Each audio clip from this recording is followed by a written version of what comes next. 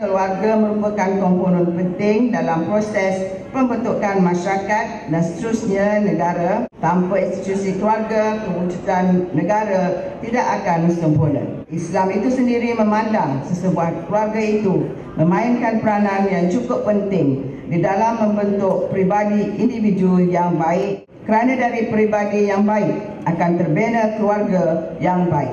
Menyedari realiti kehidupan semasa ini, usaha memupuk generasi berkualiti perlulah berterusan dan yang paling penting ia seharusnya bermula di rumah. Dalam hal ini, semua anggota keluarga, jiran tetangga serta masyarakat amnya perlu memainkan peranan masing-masing di dalam konteks memupuk kehidupan berkeluarga yang sehat, masyarakat yang dinamik demi membina negara yang maju.